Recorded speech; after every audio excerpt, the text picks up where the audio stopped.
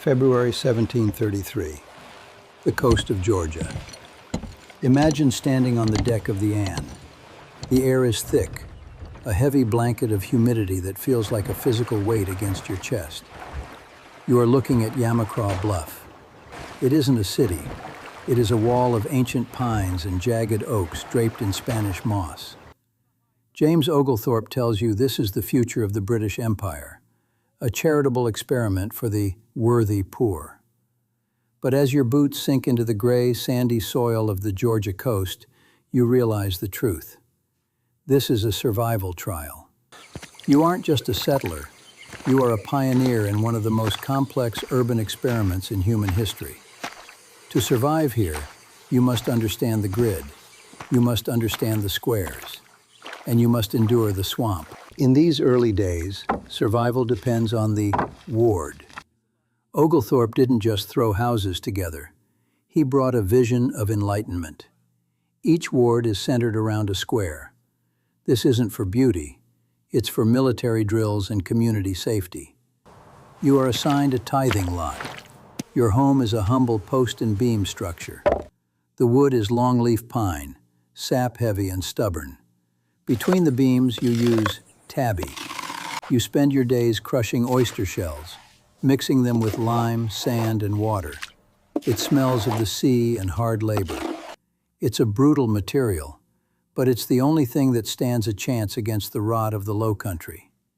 In 1733, the trust lots hold the public hope. The church, the courthouse, the stores. Everything is precise. Everything is a defense against the chaos of the surrounding wilderness. But the grid cannot protect you from what hides in the water. Savannah is a bluff, an island of sand surrounded by a sea of marshland. The stagnant water of the rice fields is a playground for mosquitoes. You don't know about malaria yet. You call it bad air. You watch your neighbors turn yellow, their fever spiking until they slip away into the sandy earth. Survival in 900 AD England was about the cold. Survival in 1733 Savannah is about the heat and the invisible parasites in the mist. The soil is unstable. The foundations of your small wooden world are literally shifting, and the threat of a Spanish invasion from the south keeps you sleeping with a musket by your bed. As the decades pass, the experiment changes. The original ban on slavery is lifted in 1751. The tone of the city shifts from a gritty frontier outpost to a powerhouse of the Atlantic world. The white gold, cotton, begins to dominate the horizon. You see the rise of the factors. These are the men who control the pulse of the river. They build Factors Walk, a series of iron and stone precipices overlooking the Savannah River. Below, the port is a hive of forced labor. The sounds of the city are no longer just hammers on pine. It is the rhythmic thud of the rice flail and the mechanical roar of Eli Whitney's cotton gin. The wealth is staggering, but the cost is etched into the faces of the thousands of enslaved Africans whose labor is the mortar holding the bricks together. Then comes the night of November 26, 1796. A spark in a bakehouse, and the wooden dream of Oglethorpe becomes a furnace. Because the city is built of resinous pine, it doesn't just burn, it explodes. 229 structures, the heart of the city, are erased in hours. You stand in the square, watching the fire leap from roof to roof. This is the turning point. The city leaders realize that wood is a liability.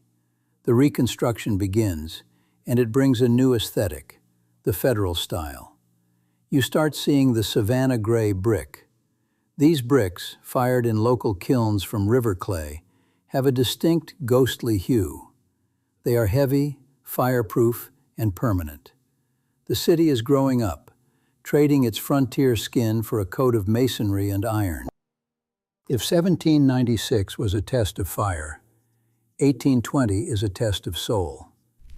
It begins with another massive fire in January, destroying over 400 buildings. But the fire is a mercy compared to what follows in the summer.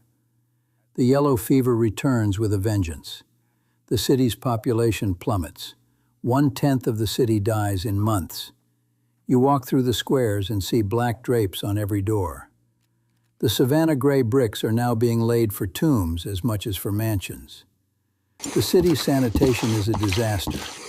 The sandy soil that once seemed like a blessing now traps the waste and the disease. Yet, the survivors stay. They pave the streets with ballast stones, rocks brought over in the bellies of ships from Europe, to stabilize the muddy paths. Every stone you step on has traveled across an ocean to keep this city from sinking.